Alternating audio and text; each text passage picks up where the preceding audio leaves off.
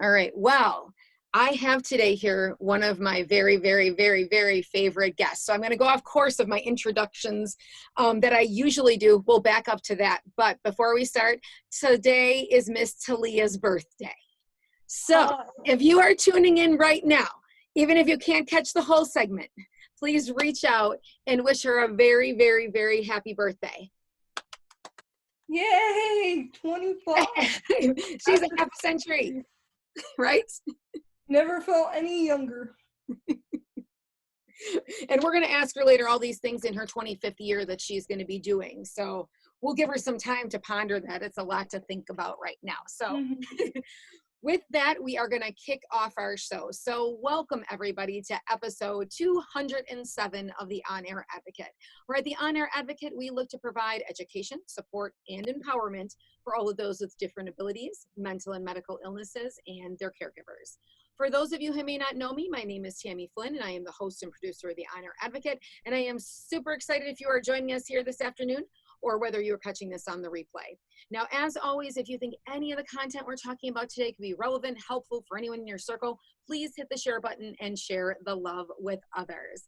Well, as I said, we are celebrating this month and driving awareness, recognizing Minority Mental Health Awareness Month. But we also today with Miss Leah here are going to be chatting about Disability Pride Month and the celebration of Miss Talia's birthday.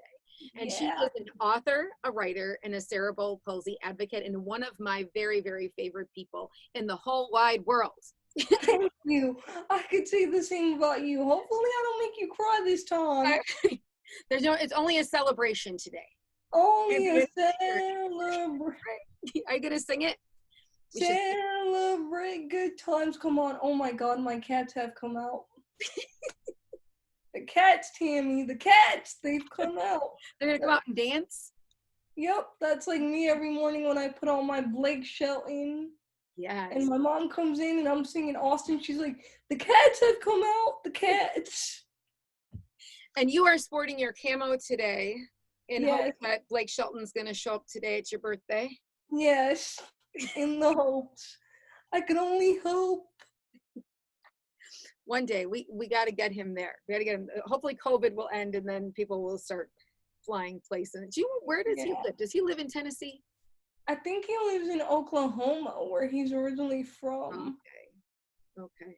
Well, we just need to get through this whole COVID thing, right? And then we really need to get through COVID. Like, the way I look at COVID is I took it as an opportunity to connect with people and advocate. Like, I spoke at the Cerebral Palsy Awareness Conference this year. I spoke at inauguration for the class of 2020. I spoke on police panels. I got to connect with many people at the many sites that I write for, such as the Mighty Unwritten in Thought catalog.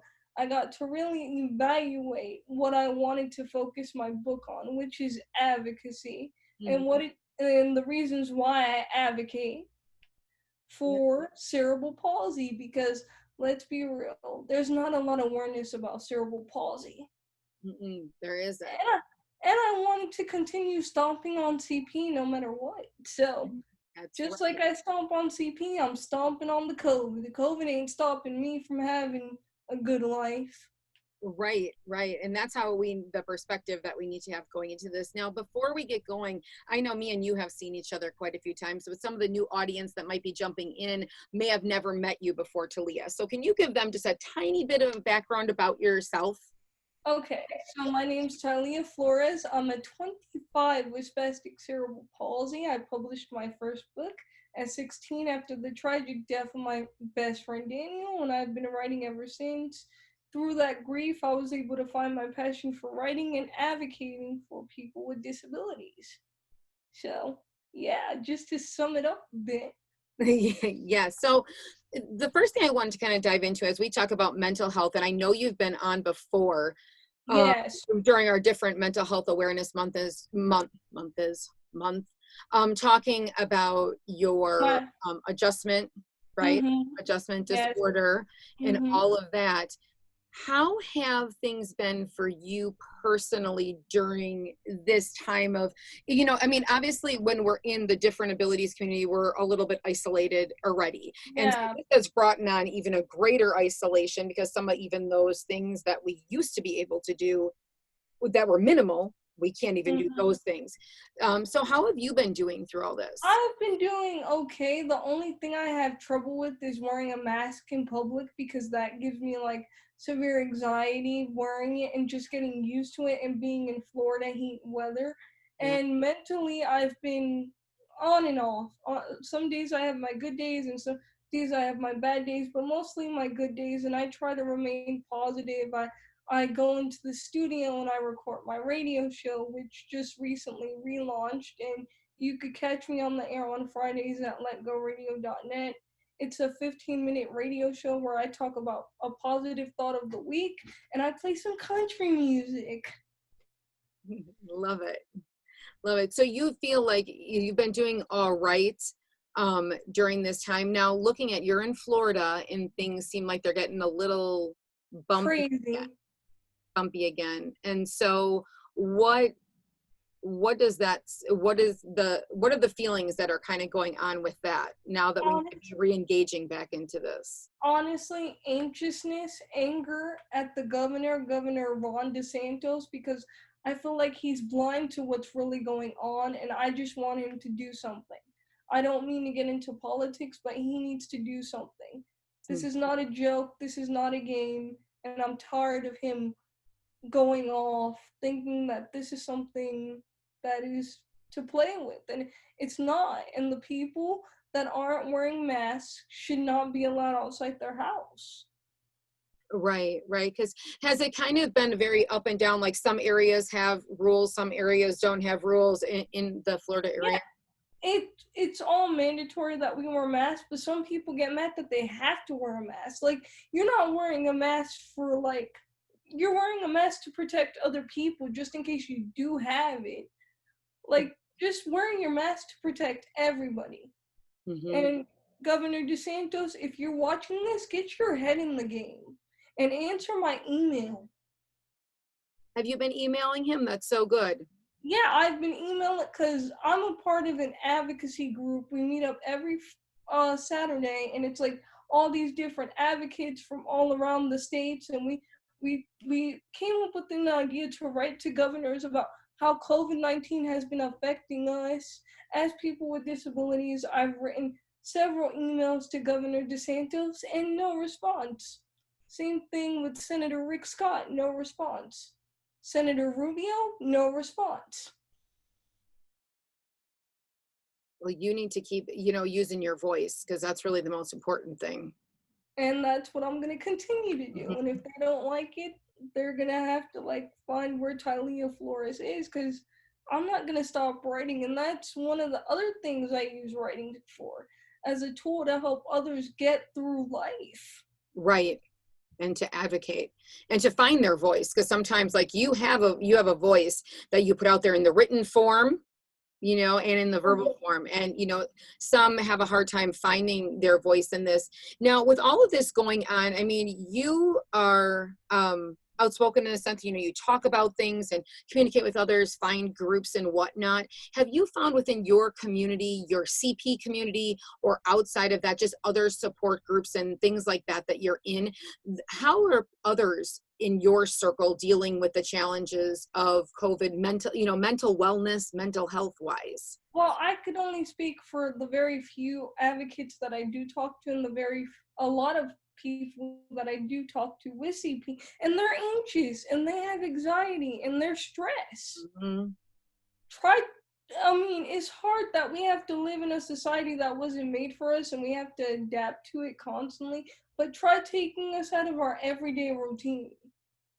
Right, right. And saying you can't go to your day program no more, you can't go to weekly bowling because of the COVID-19.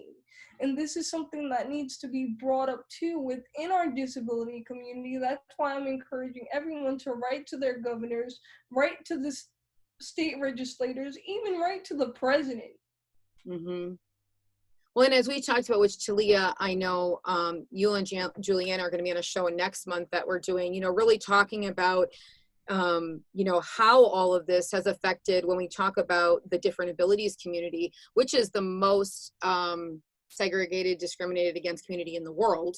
Yeah. How it has truly affected even employment in all of those things, because of so many restrictions, and sometimes you have mobility restrictions or other health impairments, chronic illness. You're not even able to go back to those minimal job opportunities that you had. And nobody talks about that. That's like, if you guys haven't seen it, watch the movie Crip Camp, and it goes into everything on Netflix. Have you seen it, Tammy? I have not. You know what, Talia? I don't have Netflix. I don't even have any of those. I don't even have Pandora on my phone. Oh my goodness! You live in the Stone Ages, Tammy. Like, I know. It's a good thing at the same time. Yeah. Like that movie is a great movie to see. It's phenomenal. It goes into the history on what we had to do to get where we are today regarding the Disability Rights Act. But there's still a lot of work that needs to be done. Like, I've been connecting with advocates after the Cerebral Palsy conference that lasted a week. Me and the rest of the Cerebral Palsy advocates connected, and we created this group, and now we're like family, and we decided to watch Crip Camp together, and we were all crying. Oh my gosh. No, I'll have to make a point of it now. I know one of my kids knows how to do stuff online to get Netflix. Yeah, I know Marcus does, because I watch him play his Xbox. Yes, and I know that he's watched Netflix before. I just don't watch a lot of movies, but that's something definitely to see. So actually, we should drop that below when we're done with this, you know, so others can see that. So that leads me into, you know, talking about the Disability Pride Month. A lot of people don't know that July is Disability Pride Month. And I'm happy to say that I am proud of my disability and my cerebral palsy. It took me years to get there, but I'm proud of the person who I am, and I think my cerebral palsy has made me into a beautiful swan. Mm-hmm. Definitely, and being a leader to others, you know, to help them, you know, help lead the way, and pave the way in so many things. And when we look at that, and we look at the Mental Health Awareness Month, do you think for the different abilities community that there could be more out there that is readily available mental health resource wise?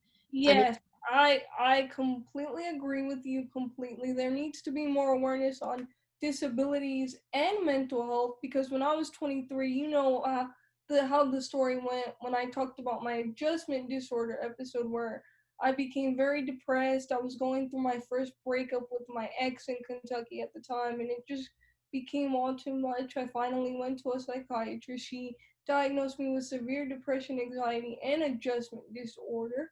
And ever since then, I've been advocating for mental health through a nonprofit organization in Canada called Worth Living with Keith Anderson. And he found me through Instagram when I finally took the courage out to say, hey, this is me. I'm one of the 28% of people with CP that has been going through this for a while. Mm-hmm. So for a long time, a lot of people told me, don't tell people your diagnosis. And I was like, you know what, screw it. It's a part of my story. Right. And I think that we talk about, you know, mental wellness and mental health, we have to talk about it because it's okay to not be okay. You know, it definitely is. It's okay not to be okay, but what's not okay is if you allow your obstacles to stay in the place that you were. Right. And not seek any help. Like if you need it. I had to get Tammy. It was so hard for me to crawl back up. But then once I crawled back up and finally left all the negative stuff that was triggering my mental health, I got so much opportunity. And around that time, I met you. I became a community leader for the Mighty. I was selected to be on panels. I did so so much that I never thought I could do. And God was like, see, this was all part of my plan. You made it through it. Now continue stomping on CP because you got a story to tell. Right. And I think that when we bring upon us that positive energy, when we try to get rid of the negative energy around us and just start to embrace that, that positivity, more comes with it. Most of the time, as one bright light shines, another one comes. And I'm not gonna lie, during COVID, I struggled with it in April and I did relapse on my Flexitone, but I was able to come back from it, and I've been able to find ways to cope. And I haven't taken a Flexerone since. And one of the people that really helped me out through that time where I was going through relapse, I lost a personal friend of mine, was Juliana. Because I called Juliana crying one night, and I'm going to be honest, I'm so thankful she answered. Her and her mother, Dina, they were like, girl, you can't let that personal friend get you down. You know what you need to do? You need to advocate. Advocate. And then my mom comes in and my stepdad comes in, and they all spoke to me. That is so wonderful. I mean, to have a support system. So Juliana, she's always been my ride or die friend. She's an amazing young girl. Since she was 17 and I met her through the Mighty, I'm so grateful for her and her family and my family too. Because it takes to raise a child with special needs and mental illness, it does take a village. And I gotta give credit to my mother and my stepdad. I spoke a lot about my mother, but I haven't spoken a lot about my stepdad and what he's done. It took him a lot to say, you know what, I love you and I love your daughter despite her disability and I want to be her dad. And that's how it's been ever since I was 5, 6 years old. And he taught me how to think positive and he taught me the way. Even though he was a little tough on me because I was a young lady and I had a disability, he's like, no, Fly, you're going to do this right. You get up in that walker and you walk and you keep going. Don't use the word you can't because I'm not going to listen. And my mom was the same way. And even as a kid, I was never allowed to watch the news. I was only allowed to watch certain cartoons and watch Oprah and read books. Even when thanks to positivity, right, around you. When you have positive people, around you, and you have friends, you have an amazing family, you know what I'm saying, for the positive people that surround you. And those that don't, though, there's communities of people like that you're in, you know what I mean? Where you help other people rise. Yeah, and that's why it's been such a pleasure to be a community leader for the Mighty, but also be a community leader for my community and create my army of Stomping on CP. I get so many messages from people in a day saying, your quote helped me today, or this happened, and I'm like, I helped you today? That's great. You helped me today by telling me that. But it doesn't matter what you do on platforms that make you a community leader. A community is someone that stands by the community, whether you're on the platform or not. Right. That you're actively involved. You're actively involved, you're doing things, you're spreading awareness for a cause. And some people always ask me, why are you using your social media to spread awareness about disability all the time? Why don't you post your personal business? I said, well, for one thing, advocacy is my life. And for another, I'm not going to use Facebook to post I just listened to Blake Shelton today. Right. No, you use social media was meant to connect with people, but the way I look at it is that you have to use social media to inspire people and to motivate people, not to impress people. Right. And I think that especially in these times when things are so heavy, is that we should be using our platforms to help each other rise. Yeah, help each other rise, not bring each other down, and I had to tell my friend the other day because she was so into social media that she allowed it to affect her mental health. And I was like, girl, if you need to delete the app for a couple days. Right. That's what I do. There's nothing wrong with it. Mm-hmm. And if you need to. Yeah, walk away from them. They're gonna be there. You're not gonna, I had to do that back in April for a little bit, but then I said, you know what, I'm gonna get back on it when I'm ready. You Right. know, Hmm. But I think that, what I see you put on your platform and what is there social media wise, like I said, right now things are so heavy for everyone. And the best things that we can do is to be there, to be supportive for each other, because we all, through this pandemic, what some don't understand is that in the different abilities community, there's so much isolation already. So you've taken people who have been isolated their whole life, and now you've made their isolation even to a greater worse. level. And then others that are not in that differently abled community outside of there, they're experiencing isolation for the first time. So we So all are battling. yeah, so you get the double whammy, and for the first couple days, I'm like, I can get used to this quarantine. I don't gotta go to doctor's appointments. I could get used to it. I'm like, mommy, when's my next doctor's appointment going you? Like going to the eye doctor, I was so excited, but then when I put that mask on for the first time, I said, oh no. And I tried to drink a soda with the mask on, not remembering. Oh, Oh, mom came out. She's like, did you forget you had, because you don't think about that. right. And those masks that have the holes in them, those don't really work. Yeah, no. And then for my birthday celebration that we're doing, they're like, you have to wear masks. I'm like, oh man. I know it may become our new normal, but the main thing is that at this time that we're not pushing people away and we're not alienating people more, that we're bringing people in and we're lifting people up, because I think mental health and mental wellness right now should be our number one priority, Yeah. with everyone going through this. I read a story on a guy that after they put the stay-at-home order in, he committed suicide because he already had mental health problems. Mm-hmm. There's so many people with mental health problems, especially people that are African American and Latina, and I'm both those mix, Mm-hmm. and I fall right into that statistic. And then everything else with the police situation that happened, that's why I was part of that big police panel. I was selected to do it, and shout out to Disability Latina Talk, and they selected me to do this talk, and I was honored to be on that webinar talking about my experiences and what we can do to help police reform be better for people with disabilities.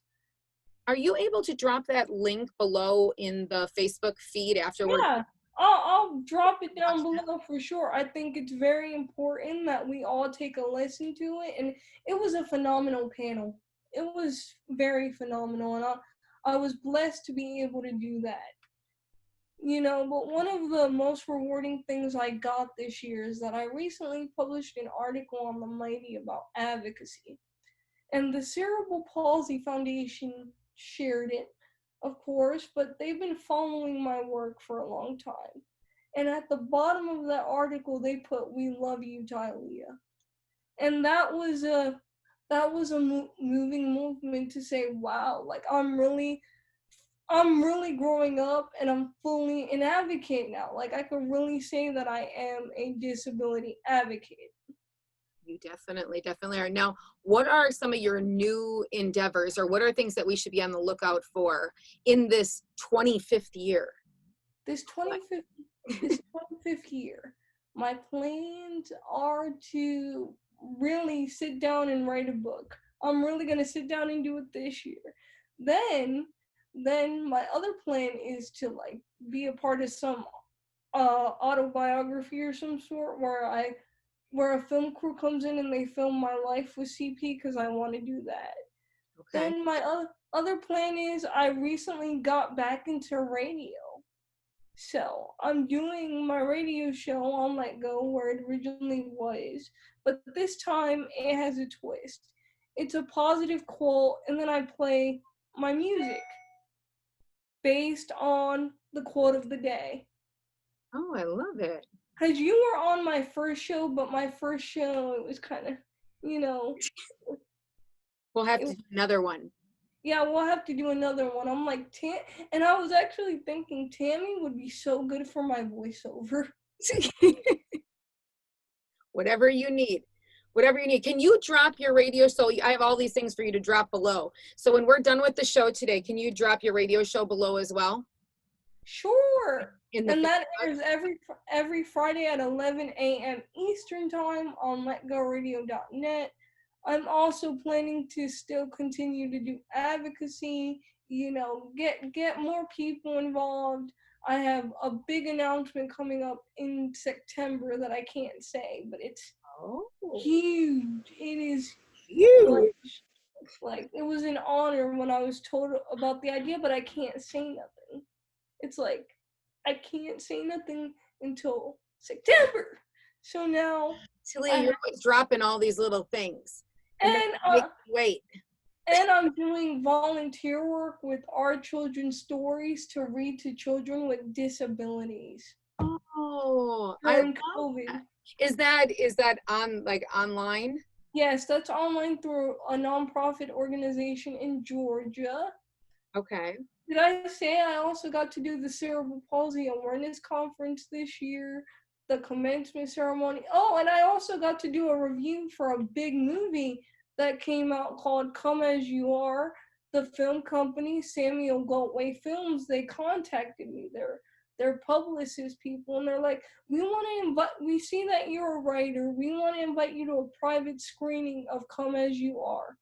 Best comedy for people with disabilities ever. I cried, I laughed, I couldn't breathe. Best movie ever. Okay, so you have like that first movie you told me about on Netflix. Then you got another this film to drop below. You got the conference, the policing thing. Did you make a list of all the things that I asked you to drop below? No, I didn't.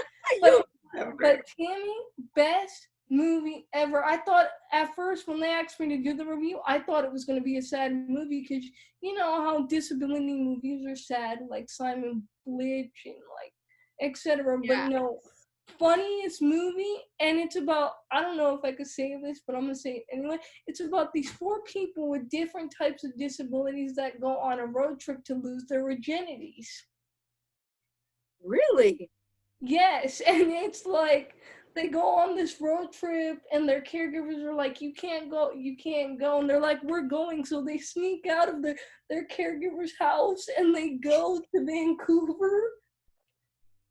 And it's just funny. You have to check out this movie.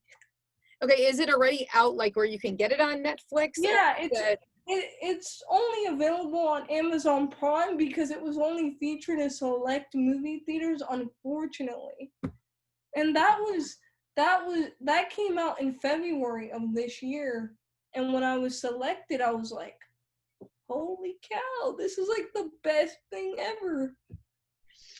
That sounds awesome. So we're going to drop that below. And before we wrap up and we have a mini birthday celebration, I'm trying to find a good birthday song, but it's giving me the standard birthday song on this thing here. What are some final thoughts that you'd like to leave everybody with? Do you have a little bit of Tuesday inspiration for us, Talia? Tuesday motivation. This is it. No matter what the obstacle is in life, you keep on stomping. I love it. I love it. So with that, I was hoping, let's see how this birthday song sounds. I usually don't do this on the air, but I'm looking for it. Like, why don't they have, okay, I don't want Whitney Houston's I Want to Dance with Somebody. I looked up a birthday song. And they have it in different languages too. And I'm never really too good with that either. Oh, here. Did you hear that? Yeah, I can hear it.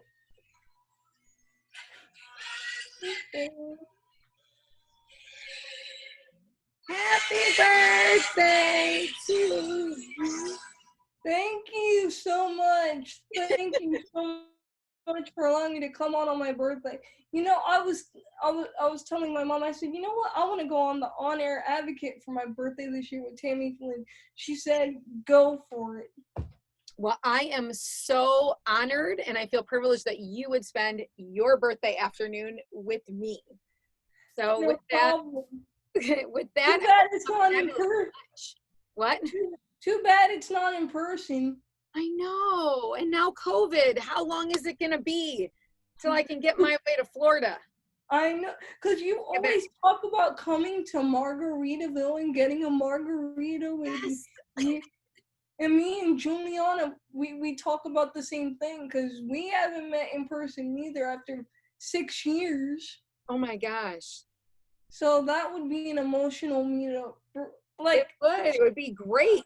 I just want to meet everybody that I've been able to impact, and all the people that have been able to impact me. And I just want to give a shout out to all those people. I love y'all, and I'll make this year the best one yet. Awesome. I know that you will. So with that, I hope you have a fabulous birthday lunch, a fabulous rest of your birthday, Talia. You know that you are amazing, and I love you so much, and I'm so happy that you decided to spend your birthday with me. No we will problem. see Talia and Juliana back in August. So we're going to be covering August 7th. Yes.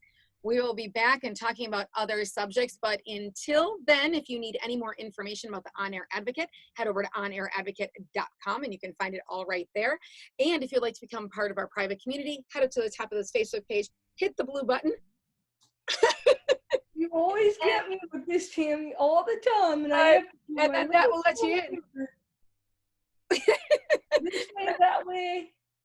And that will let you in to our private group. So with that, everybody have a fabulous Tuesday. I will be back tonight again at 7 p.m. Central Standard Time. Thank you so much, Talia. Have a happy birthday. Thank you. Love y'all. Bye-bye. Bye.